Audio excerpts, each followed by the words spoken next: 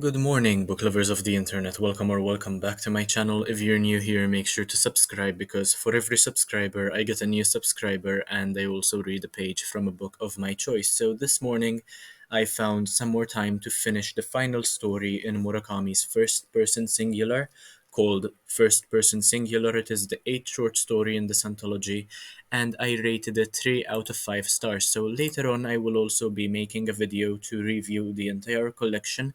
So make sure to stay tuned for that because this is the first time I basically um, reviewed all the short stories in an anthology individually, and then I'll review the entire thing as well. So the first time I'm doing this on my channel, and I plan on doing it much more frequently as well because it was overall a very fun experience.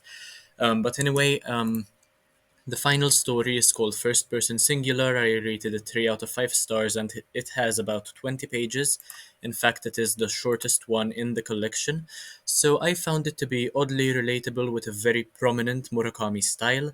The persona just decides to put on a suit, go to a bar, and de escalate from what would have been or become a verbal war with a woman who accuses him of having hurt her friend emotionally.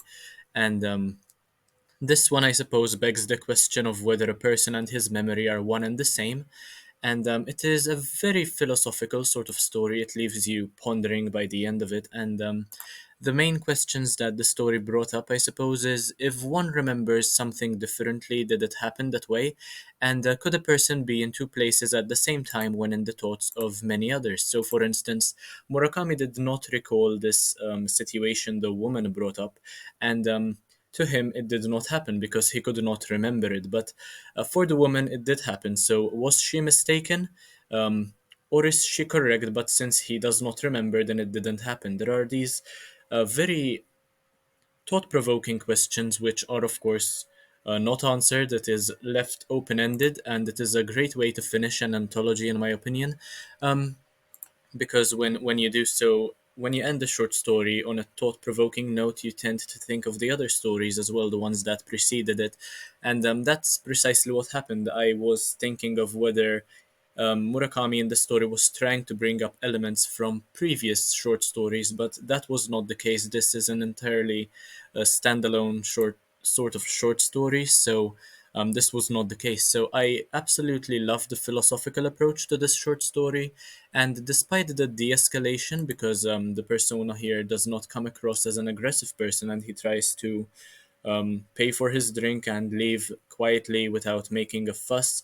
Despite the de-escalation, the stress within the reader escalates quite quickly, and this was what I felt. Even though this was such a short story, there was a lot going on which was not said, and you have to read in between the lines and imagine what's going on, kind of like fill in the blanks, to fully embrace the nature of the story. So as I mentioned, despite being the shortest one so far, and rather it is the last one, so I'm not sure why he left it for the very end, to be honest, considering that he titled the anthology after it.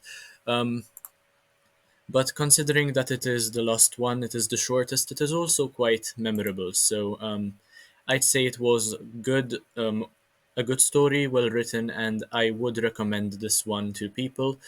So I'll of course make a video regarding the whole anthology where I'll let you know my overall thoughts. However, that is all I had to say about the final short story in Murakami's first person singular. Make sure to check out the rest of my reviews regarding the other short stories because I'm sure you'll find them interesting and you'll know what to read and what not to. But anyway, thank you so much for watching. Make sure to check out the rest of my content. Feel free to like, comment, share, subscribe, anything to help out my channel. And as usual, I hope to see you in the next one very, very soon.